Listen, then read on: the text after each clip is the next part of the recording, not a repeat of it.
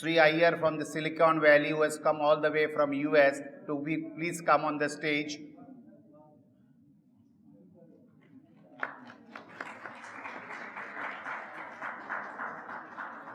Senior journalist Madhu Kishwarji is already here. She'll be joining us shortly on the stage. I request Dr. Subramanian Swamy to kindly come on the stage.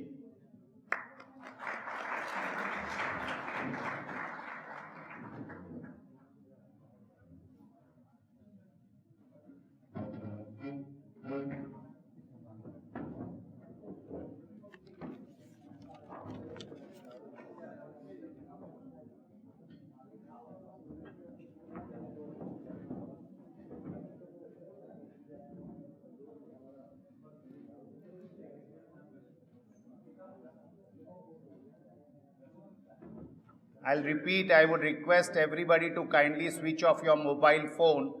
We have a bandwidth problem, so if you switch off your phone, perhaps our bandwidth for the webcast in this premises may work more effectively and efficiently. So if possible, please switch off your phones and then we will start our program. Madhu Kishwarji, as I mentioned, will join us shortly. On behalf of Virat Hindustan Sangam, I take this opportunity to welcome you all to this book release function. As you are aware, this book, NDTV Fraud, was written by Sri Iyer, who's from the Silicon Valley in California, United States. There's been a lot of debate on this NDTV and its illegal activities that are going on in India and abroad, and lot of discussion has been taken place, lot of writings have been there. Dr. Swamy has been articulating his views on this. Madhu Kishwar, our guest speaker who's here, she also has been talking about it, and numerous activists have been talking about it. So Sri Iyer decided that he will put together a quick book on what is this NDTV and what is the fraud all about. So he has published this book. Rare Publications are the publishers. I would now request Sri Iyer, who is the author of this book, to please tell us about the book and explain the background, what made him write this book, and then take it forward. Our senior journalist Madhu Kishwarji is there. I request her to kindly come on the stage.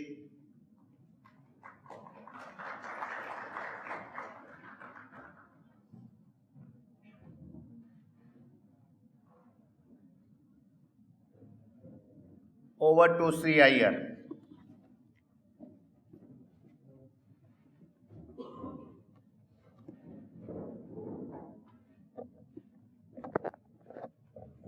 Namaskar and good afternoon to all of you. I think I've seen many of you over the various VHS camps, and thanks once again for taking the time out to, on a busy Monday afternoon, to come for this book release function.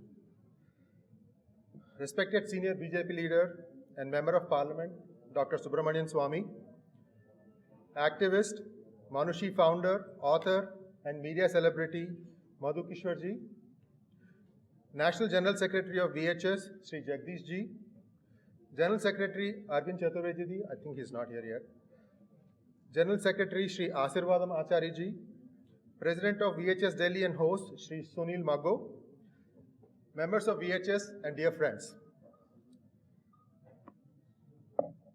A quick introduction about myself.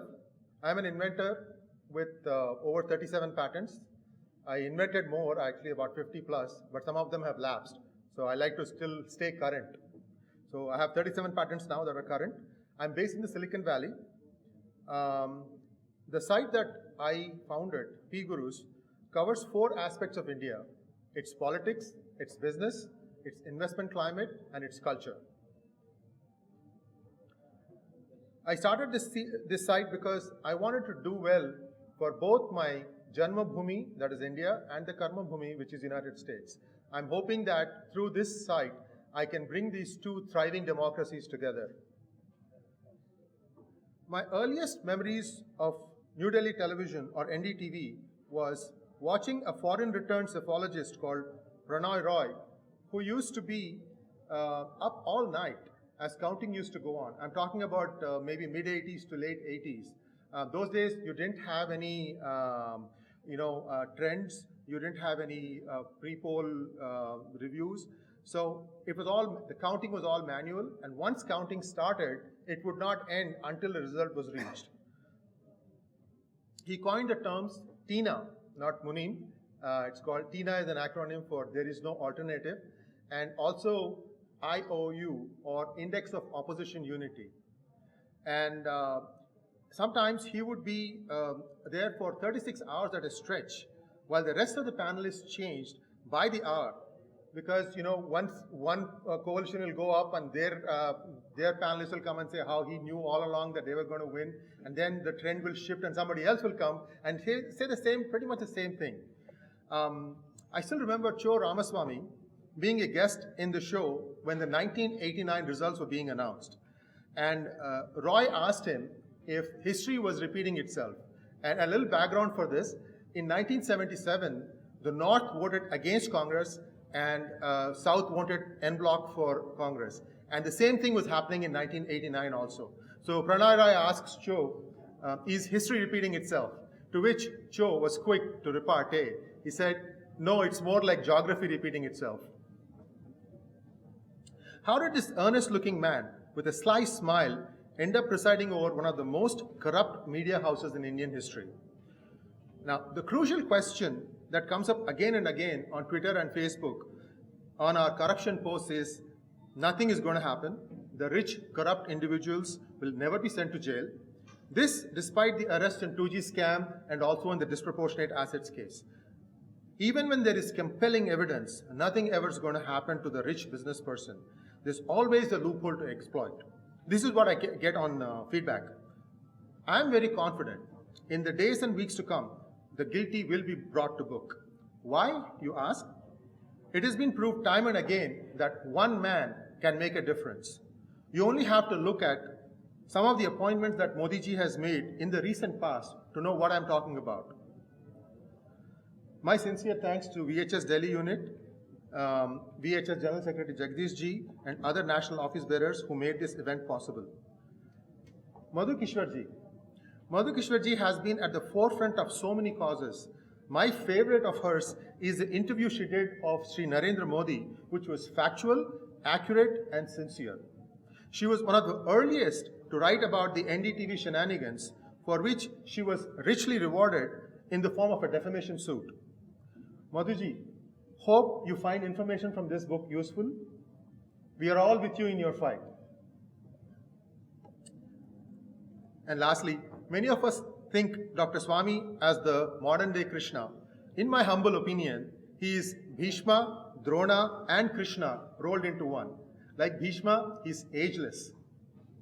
Like Drona, he can inspire someone like Ekalavya to excel by learning from a distance. And like Krishna, he can predict the future with unerring accuracy.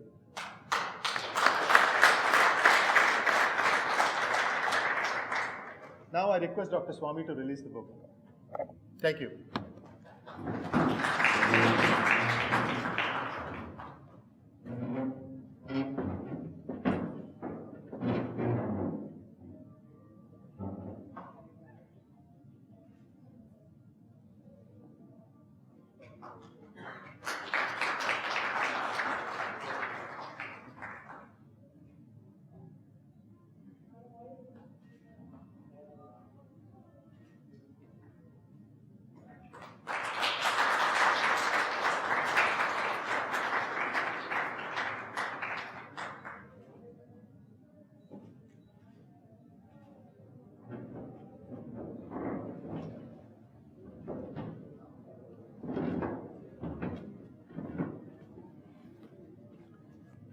Thank you, Dr. Swami, for releasing the book.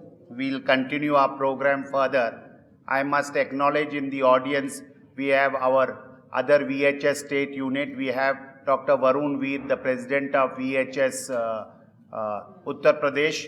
Then we have Ansari ji, our president of VHS Uttarakhand, and we have our TG Mohan Das, president of VHS Kerala. Unfortunately, there's no space on the dais. We would have loved to have them on the dais. Now, I request our VHS members from Delhi to present bouquets to our Dr. Swami Madhukeshwar and Sri Iyer. So I will request Ms. Uttara Kejriwal to present a bouquet to Dr. Swami.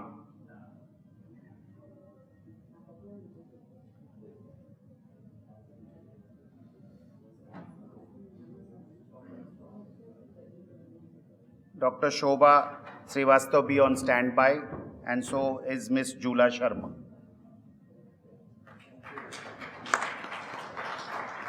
I would request Dr. Shobha Srivastava to present a bouquet to Ms. Madhukeshwar.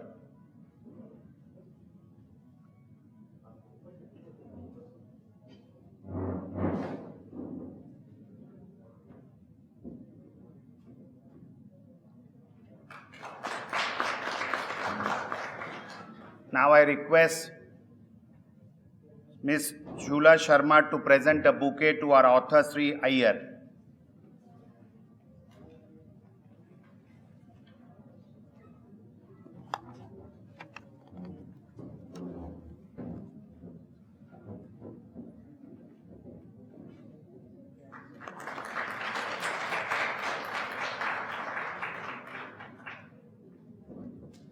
Now I would be calling upon senior journalist, editor, author, and an activist, Ms. Madhukeshwar ji, to address the audience and give us her views on the book, The NDTV Fraud, and other related activities which she has been encountering in her crusade against corruption and all these media crooks.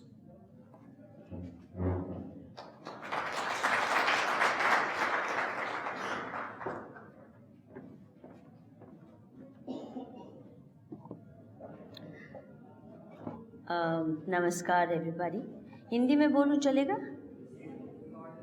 चलेगा ना? ठीक है। ये किताब का विमोचन विशेषकर मेरे लिए तो बहुत ही सिर्फ ऐतिहासिक नहीं है, बहुत बड़ा बोझ हल्का करने वाला भी है, क्योंकि जिस वक्त 2013 में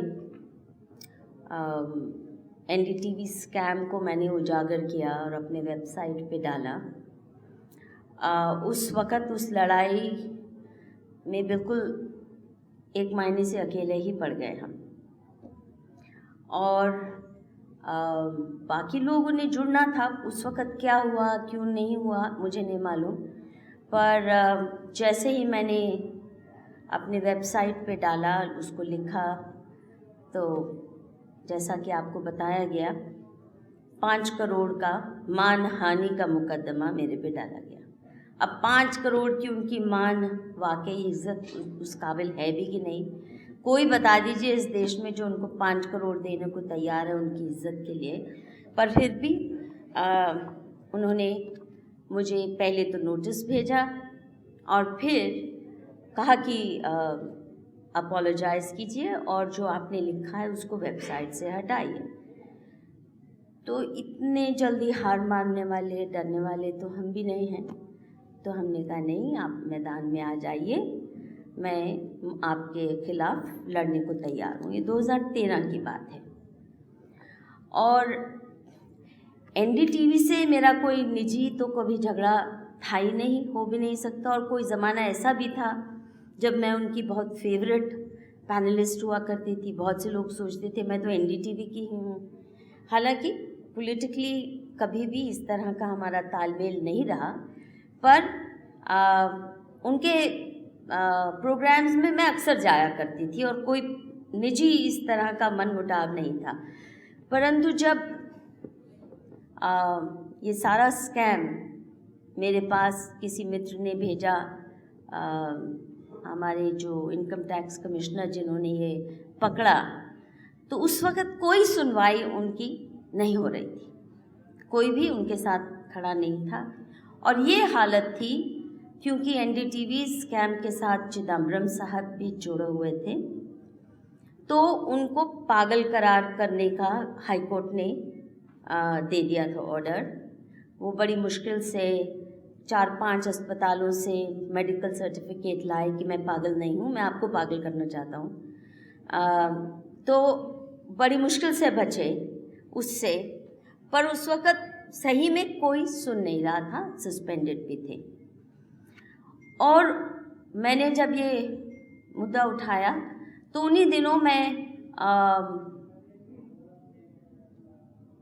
प्रधानमंत्री जो उस वक़्त गुजरात के मुख्यमंत्री थे उस वक्त, तो उनसे मेरी तब क्योंकि रेगुलर मुलाकात हो रही थी उनके इंटरव्यूज़ के सिलसिले में, तो मैंने उस वक्त भी प्रधानमंत्री से आश्वासन लिया था कि देखिए आप जब प्रधानमंत्री बनते हैं तो ये आपके प्रायोरिटी लिस्ट में टॉप काम होना चाहिए, क्योंकि एनडीटीवी उस सारे षड्यंत्र का हिस्सा है जिन्होंने इस देश के खिलाफ पूरी जिहादी ताकतें खड़ी करके दे दी है। मुझे इस बात का रत्ती अफसोस नहीं कि उन्होंने नरेंद्र मोदी के खिलाफ मुहिम छेड़ी।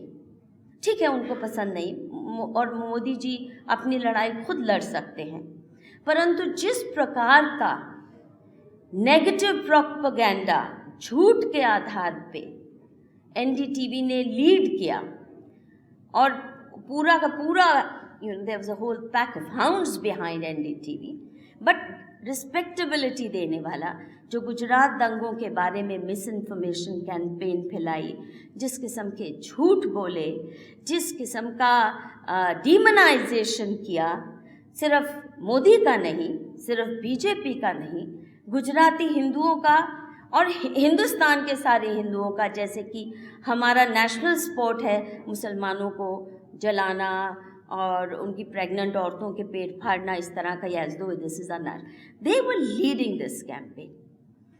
And to me that was really what motivated me to stick my neck out and say it's time somebody called them to account, क्योंकि उसका ये असर हुआ जिस तरह इन्होंने गुजरात के दंगों को कवर किया, दुनिया भर की जिहादी ताकतों में, और पाकिस्तान के लिए तो बहुत बड़ा हथियार बन गया कि हिंदुस्तान में मुसलमान खतरे में है, हिंदुस्तान में मुसलमान कुचले जा रहे हैं, यहाँ जेनोसाइड हो रहा है।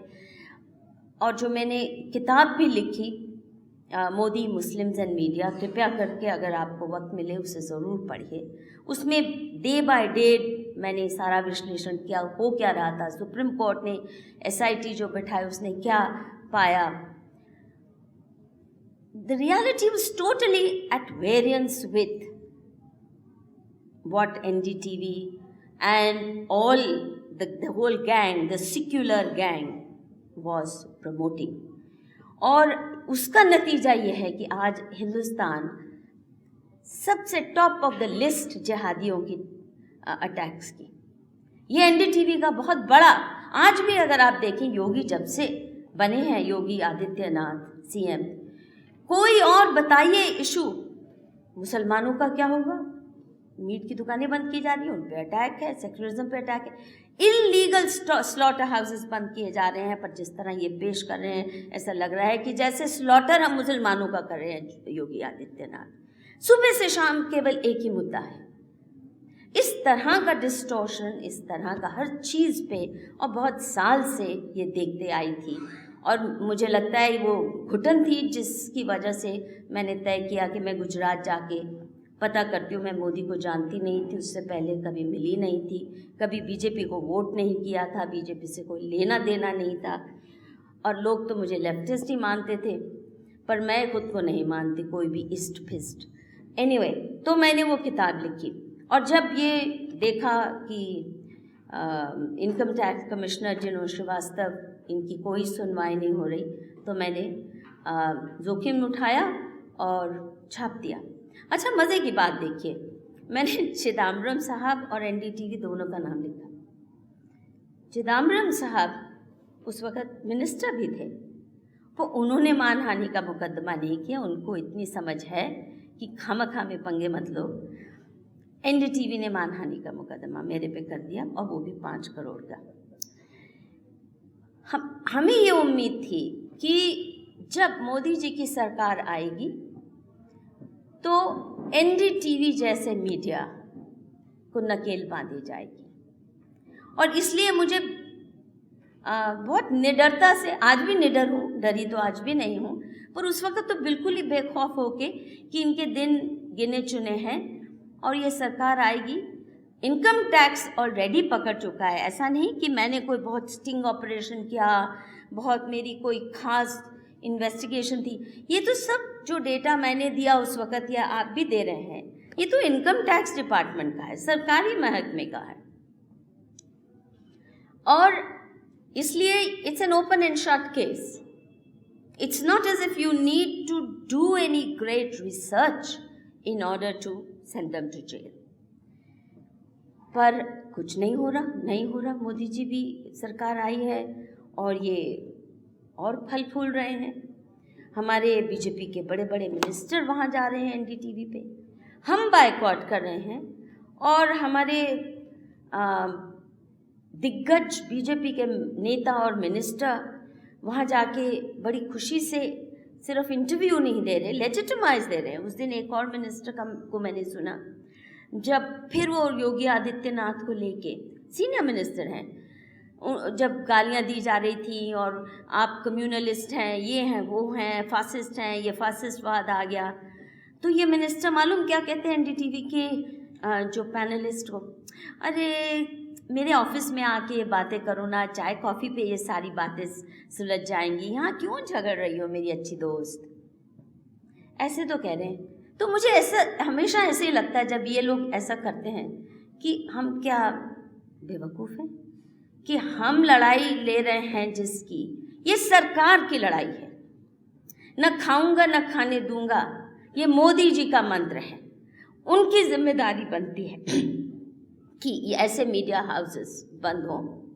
और हमने तो उम्मीद किया था कि मोदी जी आएंगे तो दूरदर्शन को बीबीसी बना देंगे, ताकि ये सारे जो स्कैमस्टर्स हैं, ये इनकी क्रेडिबिलिटी कम हो जाए।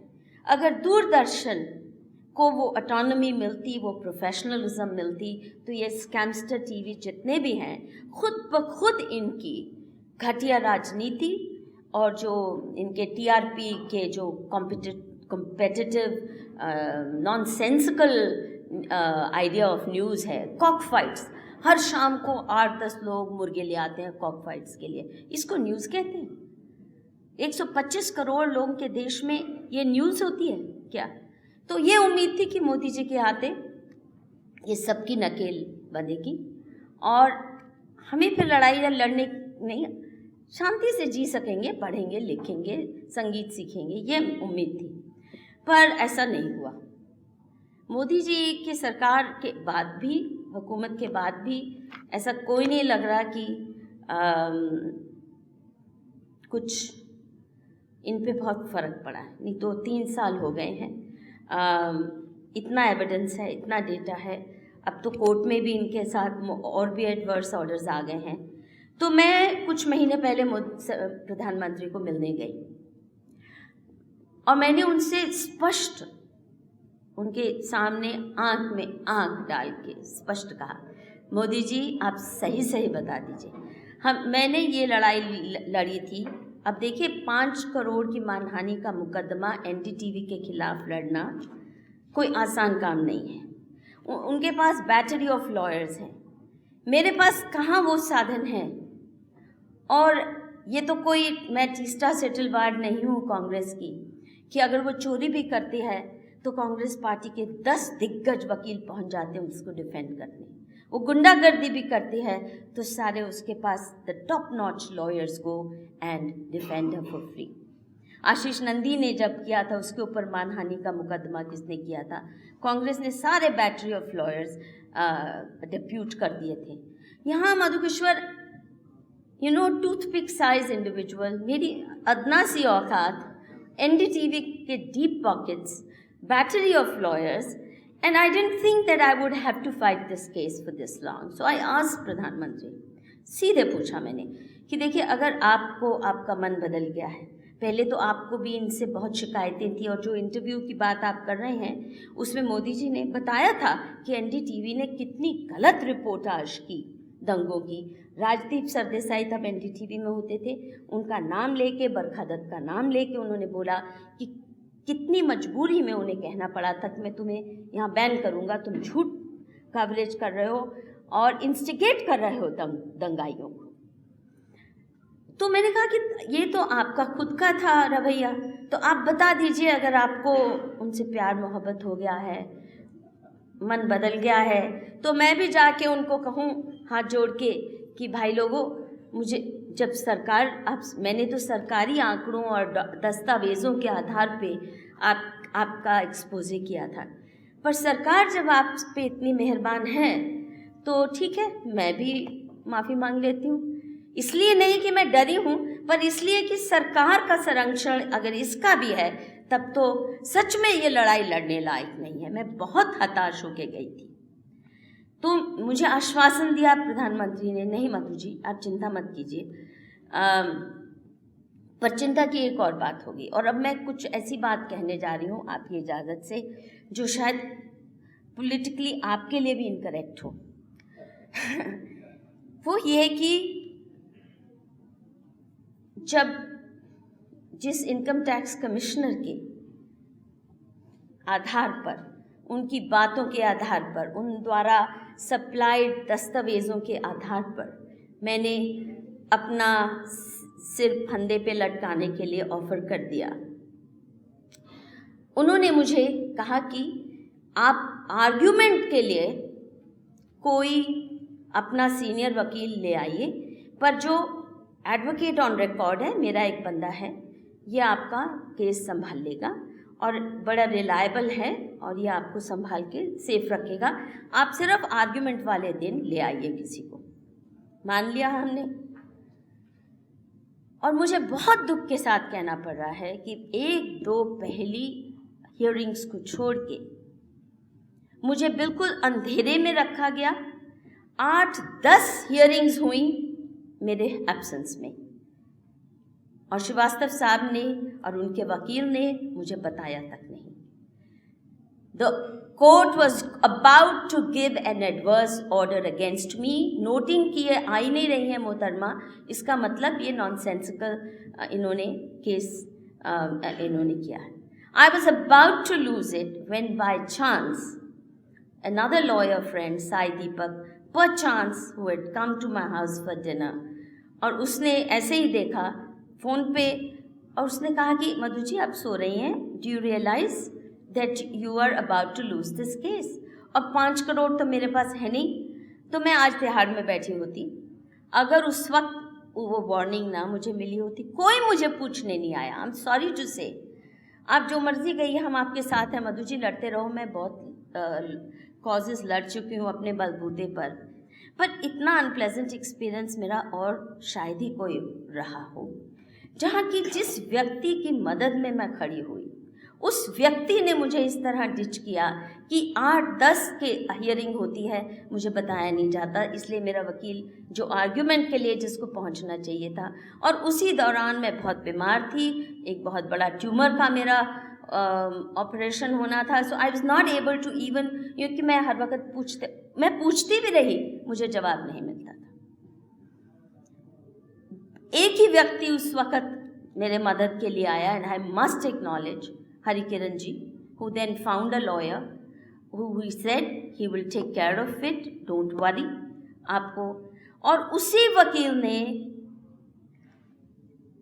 गुरुमूर्ति जी ने इसमें इंटरवेंशन पिटिशन डालनी थी, जिससे कि मेरी भी पोजीशन स्ट्रांग होती।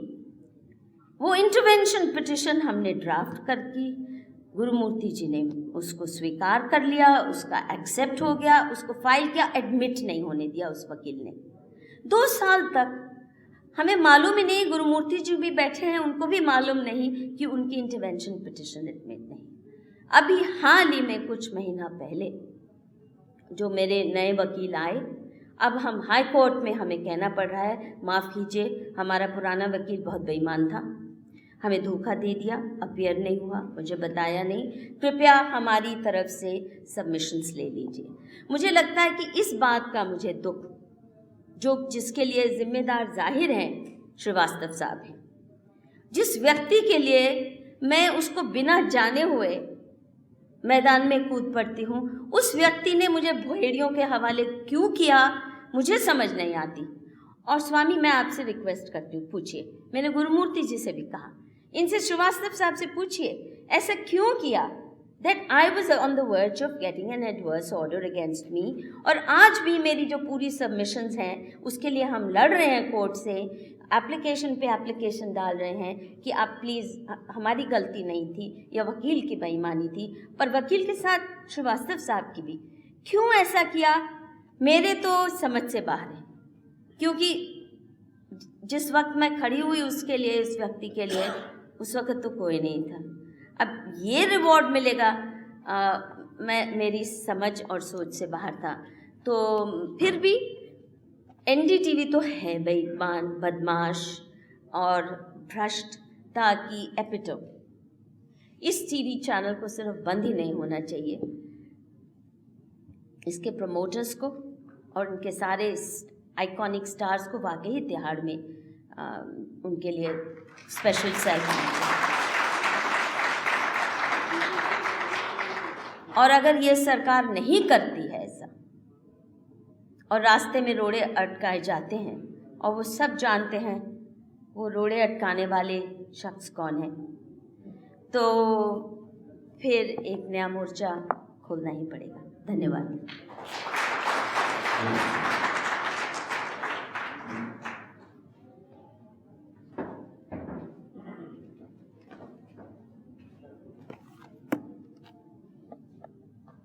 Thank you Madhu ji. अब मैं विनती करूंगा डॉक्टर सुब्रमण्यम स्वामी जी को, जिन्होंने आज का ये जो he released this book today. I will request now Dr. Subramaniam Swami to give us a detailed view and idea of this NDTV fraud and all the other related issues. Dr. Subramaniam Swami.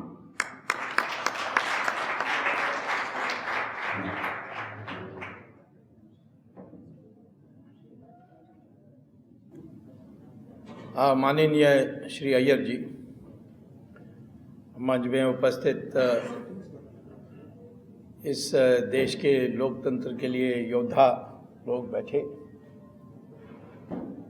और यहाँ जो दिलचस्पी दिखाकर इसमें स्वेच्छा से आप जो उपस्थित हुए हैं, मेरे साधारण प्रेस कॉन्फ्रेंस में 40 से कम नहीं होता प्रेस वालों का, और आज रिकॉर्ड है मेरा कि सब ने मिलकर एक पंचायत बनाई और फैसला किया कि हम अपने का ही किसी का खून खराबा नहीं देखने चाहते हैं। जब मैं राजनीतिज्ञों को खुलासा उनकी पोल खोलता हूँ तो बड़े खुश हो जाते हैं जर्नलिस्ट, और फिर आपस में एक पॉलिटिशियन दूसरे पॉलिटिशियन को लड़ाने में बहुत तेज़ी से कदम उठाते हैं। लेकिन जब अपनी कोई जर्नलिस्ट की कोई गलती निकालें तो फिर वो एकजुट होकर अपने को बचाव में लगाते हैं कि आज एनडीटीवी की बारी होगी तो कल किसकी बारी होगी, उस चिंता में। हालांकि मुझे पत्रकारों को सबसे ज़्यादा सम्मानित हमारे समाज में रहा है, शरारत को करने के बाद भी उनको हम मानते हैं। नारद मुनि को हमने वो स्थान दिया है पत्रकारों का, वो ज्ञानी थे, और जहाँ किसी को फंसाना था दुष्ट को, कभी मासूम लोगों को नारद मुनि ने कभी नहीं दुखी किया। वैसे ही हमारे में भी आज मेरे मित्रों में, मेरे घर में ही मेरी बेटी एडिटर के रूप में हिंदू में काम कर रही है, और भी रिश्तेदार हैं जर्नलिज्म में। उनमें से सबको मैं पसंद नहीं करता हूँ, पर तो उसमें भी पसंद के लोग हैं मेरे रिश्तेदारों में। और मित्र हैं ऐसे जिनके बारे में कह सकता हूँ कि उनकी जो लेख है, जो उन्होंने शोध किया है, अनुसंधान किया है, उसके बिना मैं ये 2G का कभी नहीं कर सकता था। उदाहरण पाइनियर में जे गोपी कृष्णन है, उनको शक्ल से बहुत कम लोग जानते हैं क्योंकि वो कभी आगे नहीं आता है, परंतु जब लिखता है तो किसी का सिर कटता है, और उसके रहन सहन से साफ दिखता है कि वो संपूर्ण रूप से ईमानदार है। और उसका पहचान मैं नहीं करने चाहता हूँ, परंतु इस सभा में भी बैठे हैं तो कम से कम उनके अखबारों में तो आज की प्रोसीडिंग्स छपेगी पाइनियर में।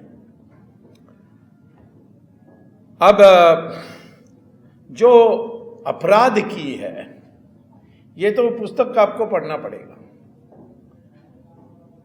जिस तरीके से उन्होंने यहाँ से पैसा वहाँ किया, अब इनके हाथ सब जगह बटा हुआ है। अब सोचते हैं कि एयरसेल मैक्सिस 2G और NDTV का क्या संबंध है। अभी हाईकोर्ट में केस लगा हुआ है। आपको पता है कि एयरसेल मैक्सिस का जो घोटाला है वो क्या है कि एक भारतीय कंपनी थी एयरसेल, उसको खरीदने के लिए एक मलेशियन कंपनी जिसका संबंध LTT से है, जो तमिल टाइगर्स कहते हैं, उस कंपनी ने इसको खरीदने के लिए इच्छा व्यक्त की। वो मलेशियन होने के बाद भी वो पहले तमिल उनके माँ बाप तमिल थे, वहाँ जाकर बस गए, वो मलेशियन बन गए। और उन्होंने 2 तमिल मिनिस्टर्स यहाँ, मारन और चिदम्बरम, दोनों को कांटेक्ट किया और कहा कि मैं इस कंपनी को खरीदने चाहता हूँ और तुम्हारा जो हिसाब है वो दे दीजिए, उसको मैं सेटल कर लूँगा, लेकिन मुझे 100% शेयर खरीदना है उस कंपनी का। अब हमारे कानून में लिखा है कि 74% से ज़्यादा नहीं खरीद सकते, 26% वो इंडियन का होना चाहिए। जो मालिक था एयरसेल, उससे बात करते कहते कि भाई 26% तुम रख लो और 74% उनको दे दो, ऐसा कह सकते थे। वैसे उनको कहना नहीं चाहिए, वो मंत्री हैं, इसमें इस ऐसे डील में पड़ना नहीं चाहिए, लेकिन बातों बातों में कह सकते हैं। लेकिन उन्होंने नहीं कहा। मारन ने ज़बरदस्ती ऐसी की कि आखिर में इसने कहा कि मैं सरेंडर करता हूँ, मैं 100% बेचता हूँ, यद्यपि यह गैर कानूनी है।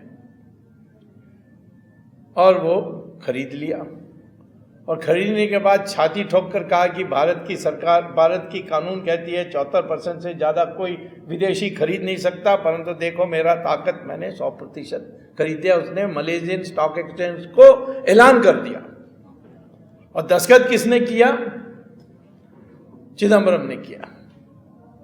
तो मैंने केस डाला दोनों चिदम्बरम और मारन पर, और उस केस को फेल करने के लिए इन्होंने क्या किया कि चिदम्बरम के लिए देरी की। उस समय CBI के डायरेक्टर उनके थे, उन्होंने देरी कराई, और मारन के ऊपर केस डालकर चले गए पटियाला कोर्ट में।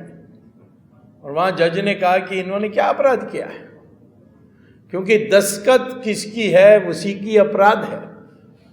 मारन को साजिश की, ऐसा उसमें साजिश में जोड़ सकते हैं, जैसे शशिकला को जयललिता के साथ जोड़ दिया। शशिकला को तो प्रिवेंशन करप्शन एक्ट सिर्फ सरकारी नौकरों और सरकारी सेवकों के ऊपर लागू हो सकती है, परंतु उनके ऊपर लागू कैसे हुई कि उसने जयललिता को मदद की इस प्रकार की चोरी करने के लिए। अब उसको शशिकला को अलग से करते तो वो शशिकला बरी होकर चले आ जाती, वैसे ही मारन भी बरी हो गया। लेकिन उनके लिए खेत की बात समस्या यह है कि मैंने छोड़ा नहीं, मैं फिर सुप्रीम कोर्ट में चले गया, फिर केस शुरू हो गई। अब चिदम्बरम के ऊपर चार्जशीट आएगी तो फिर मारन को मैं फिर वापस लाऊंगा साजिश केस में।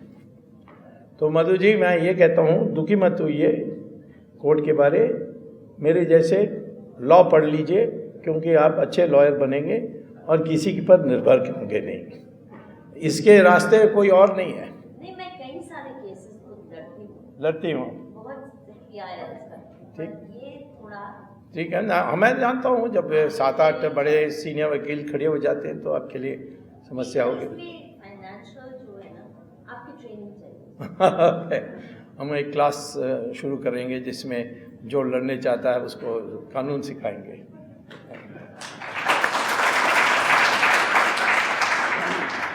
तो अब इस प्रकार से हर जगह में इनको एयर एशिया उसमें पैसा मिला। एयर एशिया भी अभी उसमें भी मेरी केस चल रही है, वो बंद हो जाएगी एक दिन। टाटा के मामले में भी है, वो टाटा का भी छुट्टी होगा, अभी उसकी भी टाटा होगी। तो ये, परंतु इस सारी चीज़ों को करने के लिए आप कोई एहसान करेगा, कोई आपको बधाई देगा या आपकी त्याग को याद करेगा, ये मत कभी सोचिए। ये कली युग है, यहाँ जो करना भगवान के लिए करो, मरना मत करो किसी के लिए।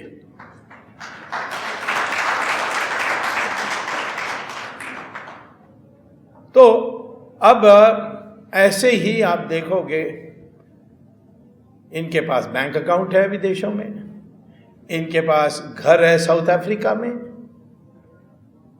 इन्होंने पैसा डाइवर्ट करके, चोरी करके, और इनकी जो प्रचार हुई है यानी प्रसारण हुई है टीवी में, उसकी एनालिसिस करोगे तो पाकिस्तान के पक्ष लिया, हिंदुओं का छठ के विरोध किया, झूठ बोला।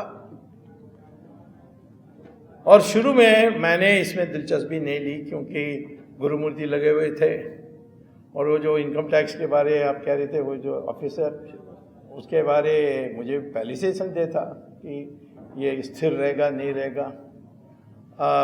तो मैं पढ़ा नहीं, क्योंकि पहले एक बार ये मुझसे सबने कहा कि joint press conference Jethmalani, Gurumurthy और मैं तीनों करेंगे, और गुरुमूर्ति इस प्रेस कॉन्फ्रेंस को लीड करेगी। तो फिर सब तय हो गया था, सब प्रेस कॉन्फ्रेंस बुलाई गई, सब हुआ, परंतु गुरुमूर्ति ने कहा कि मेरी माँ बीमार है तो मैं नहीं आ सकता हूँ। तो इसके माने सारा बोझा मेरे पर आ जाती। मैं तो वैसे भी 2G में लगा था, एयरसेल मैक्सिस में लगा था, सोनिया गांधी को नेशनल हेरल्ड में जेल भेजने के मामला में लगा हुआ था, कई चीज़ों में था। आजकल तो कोई मेरे ऊपर डेफेमेशन केसेस नहीं डालते हैं, क्योंकि मेरे ऊपर जिसने भी डाला वो हारे हैं।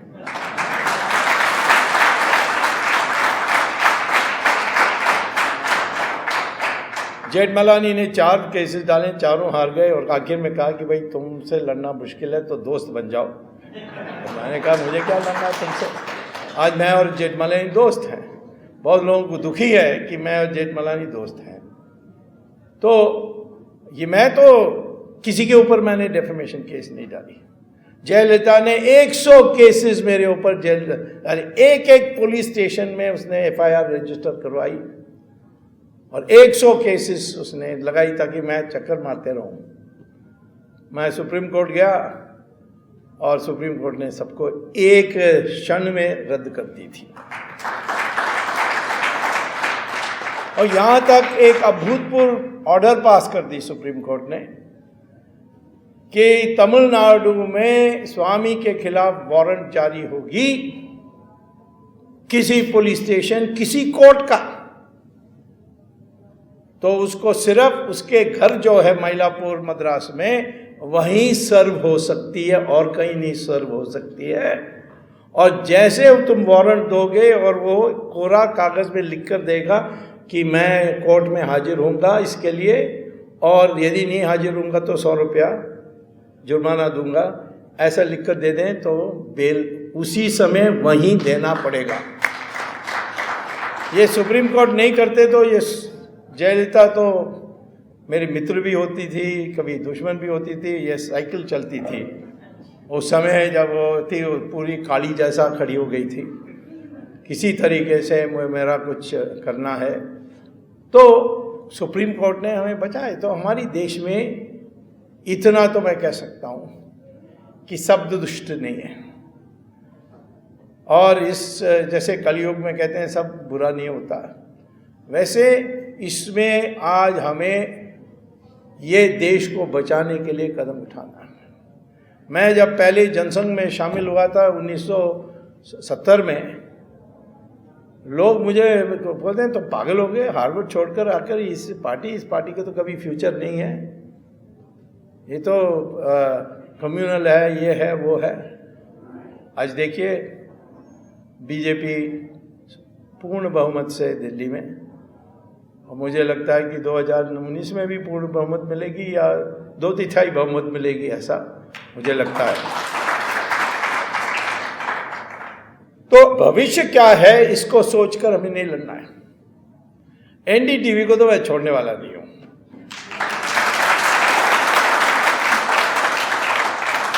क्योंकि हमें भी वो उत्साह पैदा करने के लिए कोई मुझे गाली दे तभी मुझे उत्साह पैदा होती है। तो ये रघुराम राजन के लिए दुनिया भर की गाली मुझे दिया प्रका दत्त ने, परंतु आजकल वो भाग गई वहाँ से, उसको पहले ही पता लग गया कि क्या होने वाला है, डूबती जहाज से कूद कर चले गई, लेकिन उसका बाद में देखेंगे। परंतु एनडीटीवी इस देश में टीवी चैनल चलाने के लिए लायक नहीं है। इस देश की अपमान होगा यदि एनडीटीवी चलते रहेगी तो।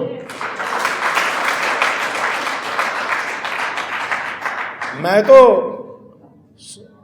पत्रकार और टेलीविज़न एजेंसीज की स्वतंत्र के लिए मैंने बहुत लड़ा है।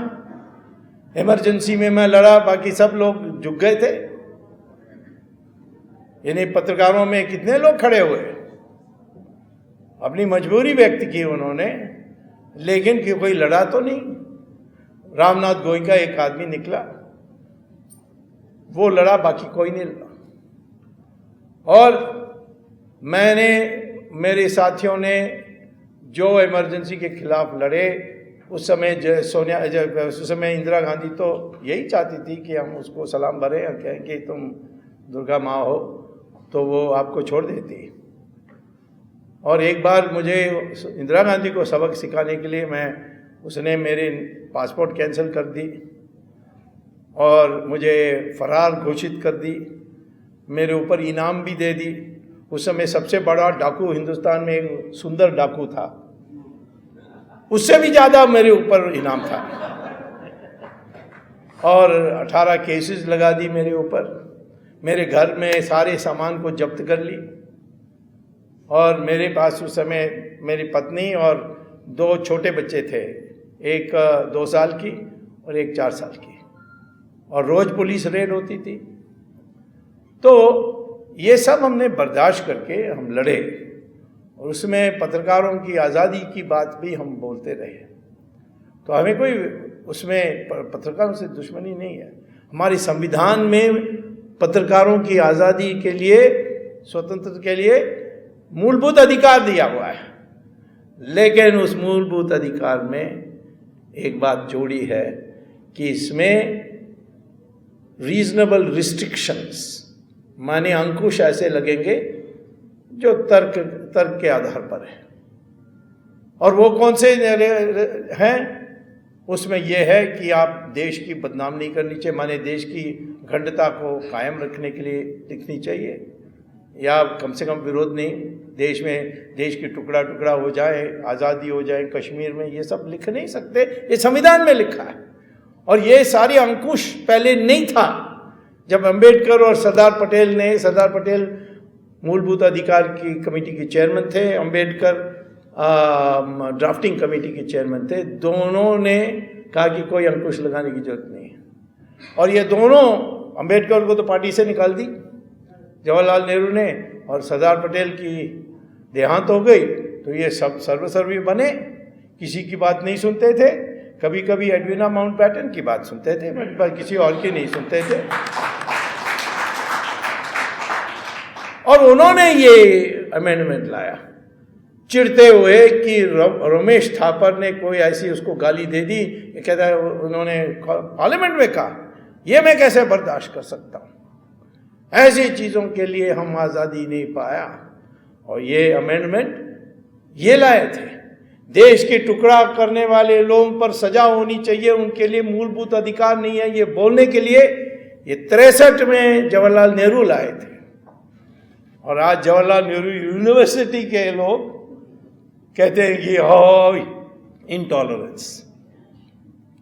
तो हमें तो इस देश में आज़ादी तो सबको है बोलने के लिए, करने के लिए, परंतु एक ढांचा के अंदर, वो है लोकतंत्रीय ढांचा।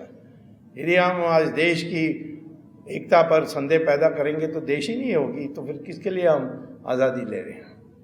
तो मैं ये कहता हूँ कि आज हमें ये क्या सीखना है इससे। श्री अय्यर कौन है?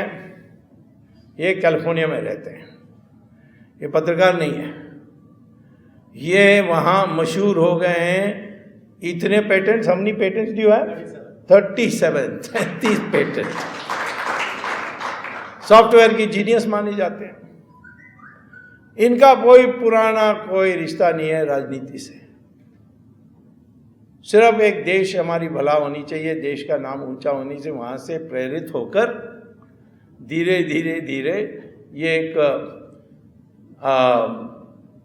एक ऐसा ऐसी काम पर आप जब लग जाते हो तो आपकी उत्साह बढ़ने लगती है, और फिर आप उसमें धीरे धीरे अंदर आ जाते हैं। तो ये आज सबसे खड़े हैं। अगस्ता में उन्होंने पहले नाम कमाया, सारे कांग्रेस वाले चिड़े हुए थे, उन्होंने पूरा एनालिसिस लिखी। उनका पी गुरुज 1 pgurus.com, उसमें जाइए, उसमें आपको जितना ज्ञान घोटाला के बारे हिंदुस्तान में है वो बता देंगे, एनालिसिस होगी। पॉइंट 1। तो मैं ये बुक के बारे कुछ इसमें क्या क्या विवरण है कहने की जरूरत नहीं है। हाई कोर्ट में केस है, एनफोर्समेंट डायरेक्टरेट में ईमानदार ऑफिसर्स हैं, उनको ट्रांसफ़र करने के लिए चिदम्बरम ने बहुत फैसला किया। फिर बाद में उसने उसकी पावर से हटने के बाद उसने एक शाकुनी को खोजा, और वो शाकुनी उसको मदद करने लगा। उसका नाम, असली नाम क्या है अभी नहीं बताऊंगा, एक दिन बताऊंगा जरूर। और उसके ज़रिए इस ऑफिसर को तंग किया। मुझे सुप्रीम कोर्ट जाना पड़ा और कहा इसकी प्रमोशन क्यों रोका है, इसको ट्रांसफ़र क्यों किया है, जब ये सुप्रीम कोर्ट ने आदेश दिया था कि जब तक एयरसेल, मैक्सिस और अन्य चीज़ों की घोटाले के लिए जो जांच चल रही है सुप्रीम कोर्ट के अधीन में, जब तक वो समाप्त नहीं होगी, किसी ऑफिसर जो इन्वेस्टिगेटिंग ऑफिसर उसको ट्रांसफ़र नहीं कर सकते। उसके विपरीत उनको निकाला। तो जो भी इसमें पड़े उनको उनके पीछे लगे। एक हमारे देश में एक नया गठबंधन आई है, इसको तोड़ना है राजनीतिज्ञों और पत्रकारों के बीच में। राजनीतिज्ञों अपने काला धन से पत्रकारों को देते हैं, उनको दुनिया भर घुमाते हैं, कश्मीर में वेकेशन, स्विट्जरलैंड में बैंक अकाउंट, इस प्रकार से। और वो जो इनके दुश्मन हैं उनकी बुराई करने में लगे रहते हैं। और इसीलिए सोनिया गांधी के कहने पर एनडीटीवी ने ये एक क्या कहते हैं जिहाद चलाई नरेंद्र मोदी के खिलाफ। आज भी मैं कहूँगा कि कोई भी मजबूरी नरेंद्र मोदी अनुभव कर रहा होगा, लेकिन वो भी इसी मूड में है कि इस एनडीटीवी को सबक सिखाना है। बस यही जानकर मुझे पर्याप्त है, मैं बाकी काम कर दूंगा। और इन सबको जेल भेजने के लिए हम कदम उठाते रहेंगे। आप भी पब्लिक किसी पत्रकार से डरिए मत। और कोई झूठ से बोलेंगे, कोई भी बोलें जो आपको पसंद नहीं है, उसकी जांच कराइए, उसको क्लैरिफिकेशन मांगिए। आज सोशल मीडिया आ गया है, सोशल मीडिया के कारण ये सारे पत्रकारों की जो शक्ति थी आज बहुत कम हो गई है।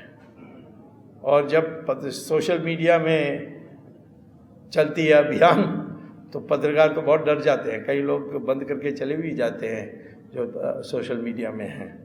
तो इसीलिए मैं आपसे ये कहूँगा कि पहले तो मैं अपने मित्र श्री अय्यर उसको बधाई देता हूँ कि उसने सारी चीज़ों के खूब डॉलर्स कमा रहे थे, सबको त्याग करके इस भारत सेवा में वहाँ बैठ के वो वहाँ के भारतीयों को भी, हमारे यहाँ 30 लाख 35 लाख इंडियंस हैं, सब बड़े बड़े बड़े स्तर पर हैं। औसत आय पर कैपिटा इनकम इंडियंस की सफ़ेद चमड़ियों से भी ज़्यादा है। ये सारे प्रोफेशनल्स गए हैं यहाँ से, इनकी कोई ज़रूरत नहीं है कि वो सब छोड़कर इसमें लगे। इसमें कोई उनको बड़ी धन्यवाद मिलने वाली ऐसी नहीं है, लेकिन वो अपने दिल के लिए जो आग है भारत देश के लिए, उसके लिए वो कर रहे हैं। उन्होंने ये पुस्तक लिखी है, और भी उनको पुस्तक लिखने हैं, और भी मामला आएगा। इस देश में भ्रष्टाचार एक कैंसर है, इस कैंसर को नहीं मिटाओगे तो धीरे धीरे आप दुर्बल होकर मर जाओगे। ये देश पहले भी भ्रष्टाचार से मरा है, कई देशों सही कई संस्कृति खत्म हो गए हैं, लेकिन हमारे जो प्राचीन संस्कृति में हमने कभी धन को सर्वोपरि नहीं माना। जो हमारे सबसे पुण्य लोग हैं, पुण्यतम माने जाते हैं, श्रेष्ठ माने जाते हैं, वो सिर्फ एक भगवा कपड़ा पहन के घूमते हैं। महात्मा गांधी एक लंगोटी पहन के घूमते थे, दुनिया में हंसते थे, परंतु हमारे लोग सोचते हैं क्या त्यागी बैरिस्टर सब छोड़कर आ गया और अब सिर्फ लंगोटी पहनता है, इसके पीछे जाना चाहिए। तो हमारे देश में ये त्याग, जैसे राणा प्रताप घास की रोटी खा के मरे, लेकिन उनकी जो स्थान है वो शिवाजी की बराबर है, जिसने विजय पाई और देश में हिंदू राष्ट्र स्थापित की, उसके बराबर है। रानी झांसी का भी वो त्यागी के रूप में। तो इस देश में त्यागियों की कदर होती है, टाइम लगती है बट होती है। इसीलिए ऐसे लोग पैदा होते रहते हैं जो अपने के लिए नहीं करते, परंतु ये करना है। दुनिया के सबसे बड़ी विकसित देश थी ये एक ज़माने में। इस देश में जितने विज्ञान के विकास हमने की, किसी ने नहीं किया था। इसको बाहर से लोग आए, हमारी भोलापन की फ़ायदा उठा करके यहाँ कब्जा की। फिर भी बाकी देशों में उन्होंने अपनी वहाँ की जनसंख्या, जैसे ईरान को कब्जा की और 100% मुसलमान बना दी 15 साल में। मेसोपोटामिया, बेबीलोन जो आजकल का इराक है, उसको 17 साल में। इजिप्ट को 21 साल में 100% मुसलमान बना दी। क्रिश्चियन ने यूरोप को 50 साल में 100% क्रिश्चियन बना दी। परंतु इस देश में 800 साल मुसलमान की राज, 200 साल क्रिश्चियन की राज, और फिर भी इस देश के हिंदू 80% हैं।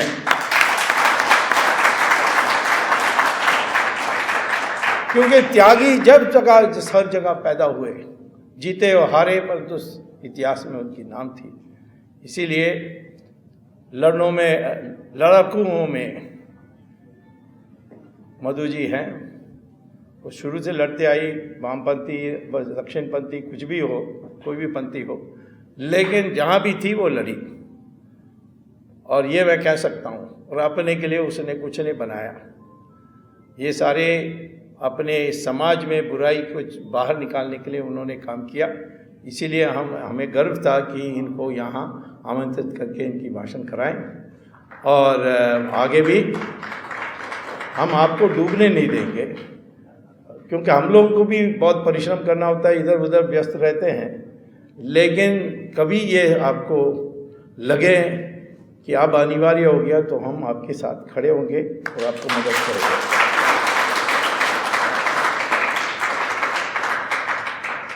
और यहाँ बैठे हुए हैं आचार्य आशीर्वादम आचार्य। ये कौन है?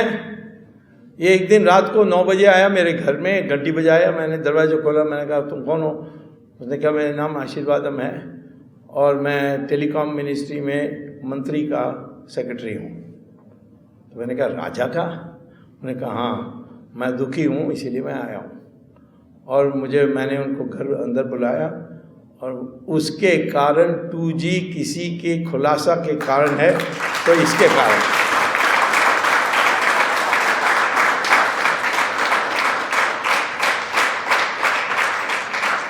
इसकी हत्या करने की आदेश दी थी चिदम्बरम, लेकिन सुप्रीम कोर्ट ने इनको सिक्योरिटी दे दी, बच गए। सारा तैयारी थी, इसको सिक्योरिटी नहीं मिलना चाहिए। सीबीआई ने इनको विटनेस बनाने चाहे तो सीबीआई ने कहा इनको सिक्योरिटी मिलनी चाहिए। चिदम्बरम कहा नहीं, 15 दिन के लिए नहीं, उसके बाद जरूरत नहीं होगी, ये कहा था। फिर हम सुप्रीम कोर्ट गए, सुप्रीम कोर्ट से इनको सिक्योरिटी दिलाई। और अब मैं समझता हूँ कि ठीक नहीं रहेगा कि मैं गोपी कृष्णन का परिचय नहीं कराऊं। तो गोपी कृष्णन वहाँ बैठे हुए छिपे Rustam,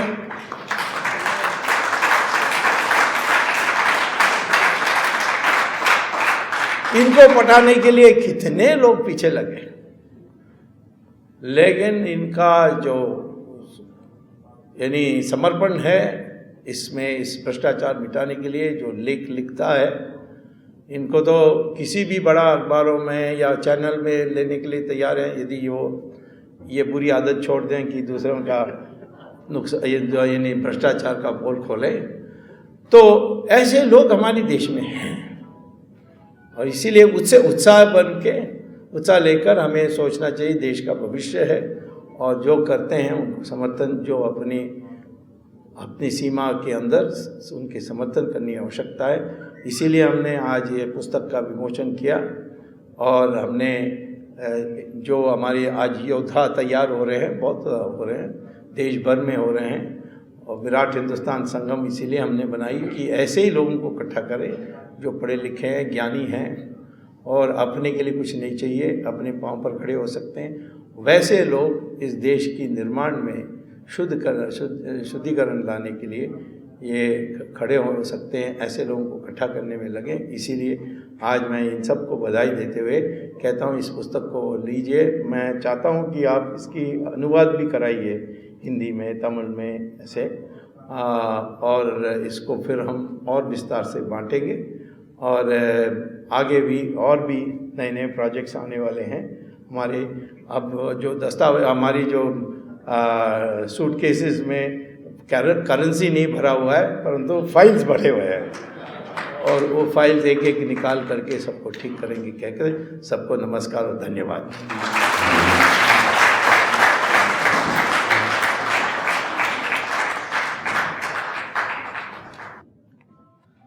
Thank you, Dr. Swami, for that enlightening speech.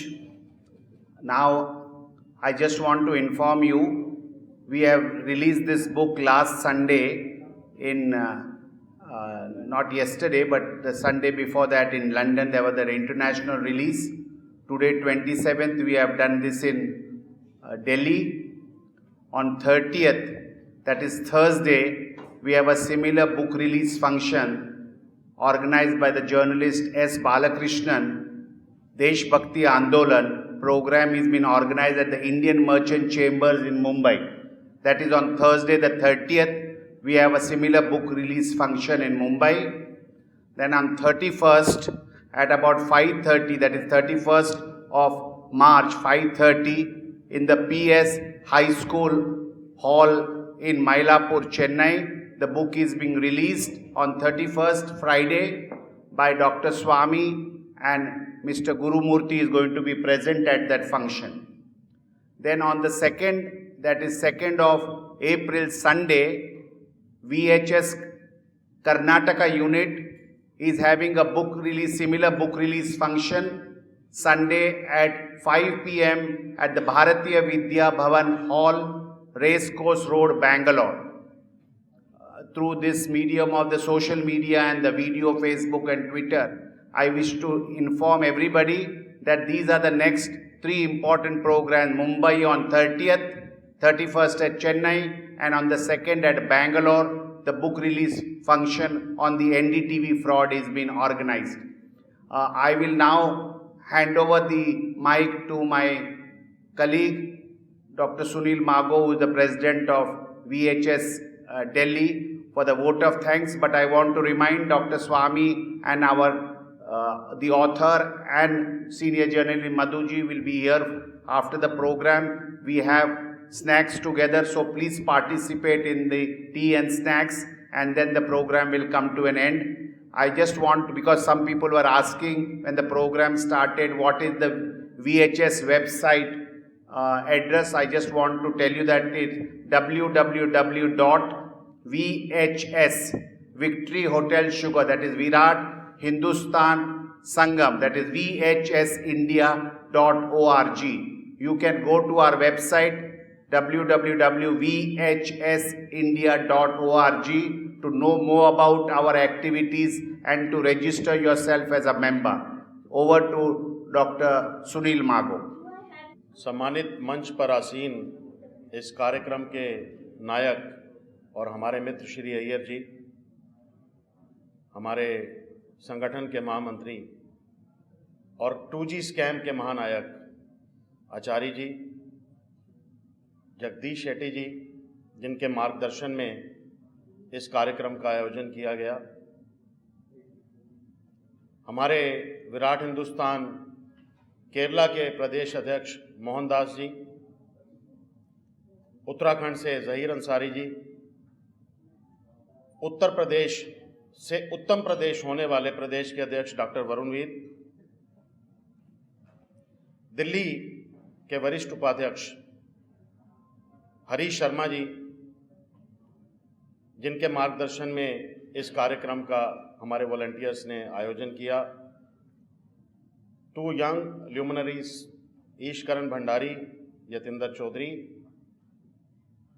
और मेरे मित्र सीनियर जर्नलिस्ट गोपी कृष्ण, रवि कपूर जी और नवनीत चतुर्वेदी जी, और इस कार्यक्रम में उपस्थित सबका मैं सम्मान करता हूं, अभिनंदन करता हूं।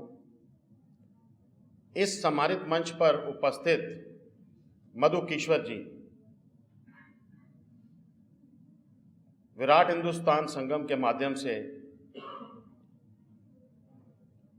हम आपको ये यकीन दिलाते हैं कि इस लड़ाई में हम सब आपके साथ हैं। जैसा कि श्री अय्यर जी ने बोला स्वामी जी के लिए कि भीष्म पितामह, क्योंकि ही इज एजलेस, और मॉडर्न डे कृष्णा जो मैं अक्सर कहा करता हूं, और Dronacharya because is a Guru for us, और इसी से इंस्पायर हो के शायद जो श्री अय्यर जी की वेबसाइट है उसका नाम पी गुरु है। और ये पी दोस्तों बड़ा इंपॉर्टेंट है, यहाँ पे एक कनेक्शन जुड़ता है 3 P's। 1 इज प्रकाश कराट, जो कि पोलित ब्यूरो के जनरल सेक्रेटरी रहे, और एक प्रणव राय जो कि पेशे से चार्टर्ड अकाउंटेंट हैं, और प्रणव राय की वाइफ राधिका रॉय और प्रकाश करात की वाइफ वृंदा करात और राधिका राय, दे आर रियल सिस्टर्स। और तभी ये जो सेकुलरिज्म की भाषा बोली जाती है, लेफ्टिस्ट, मेरा ख्याल मधु जी से ज़्यादा ये कोई नहीं जानता। और एक तीसरा पी, उसका अक्सर डॉक्टर साहब जिक्र किया करते हैं, वो है पी चिदम्बरम। तो ये त्रिकोण बनता है पी का। और मैं आभारी हूँ, हमें यकीन था कि या तो आज इस कार्यक्रम में बहुत से लोग होंगे मीडिया से, और या बिल्कुल नहीं होंगे। तो नहीं है लोग, लेकिन एनडीटीवी के लिए मैं अभी कुछ लिख रहा था और सोचता हूँ कि ये उन तक पहुँचे कि टूटते लम्हों को मुट्ठी में जकड़ने वालों, क्या मिलेगा तुम्हें तकदीर से लड़ने वालों। अपने दामन की स्याही तो मिटा लो पहले, दूसरों पर इल्ज़ाम सरे आम जड़ने वालों, और टूट जाओगे कई टुकड़ों में, सुन लो मेरी, वक्त रहते ही संभल जाए, वक्त रहते ही संभल जाओ अकड़ने वालों। तो ये एक अकड़ उनकी तोड़ेंगे, और अगर वही कोई तोड़ेगा तो वो हैं हमारे प्रातः वंदनीय और पूजनीय डॉक्टर सुब्रमण्यम स्वामी। और अंत में इस कार्यक्रम के सफल आयोजन के लिए मैं हमारे वरिष्ठ उपाध्यक्ष हरीश शर्मा जी को भी अपनी ओर से धन्यवाद देता हूं, और हमारे उपाध्यक्ष SK नायक जी और हमारे दूसरे जो वॉलंटियर्स हैं, ख़ास तौर पर कुणाल रेज योर हैंड, विकास कटेवा, अनीश उनियाल, अंकित नायडू साहब, झूला जी, सुमित शर्मा, और ईस्ट दिल्ली से हमारे डिस्ट्रिक्ट के जो अध्यक्ष हैं मनोज राघव और उनकी टीम को, और हमारे विराट हिंदुस्तान संगम हरियाणा से आए हुए हमारे साथी बड़ी संख्या में, उनका भी बहुत बहुत धन्यवाद। और अंत में ये दोस्तों, ये जंग है, और डॉक्टर साहब ने हमें यही सिखाया है कि कभी पीछे मुड़ के मत देखो, आगे चलो, और उनके मार्गदर्शन में हम सदैव आगे चल रहे हैं और चलते रहेंगे। इसी के साथ में आप सबका धन्यवाद करता हूं, और आपसे प्रार्थना है कि चाय की व्यवस्था है तो चाय और स्नैक्स आप लेके जाएं। धन्यवाद।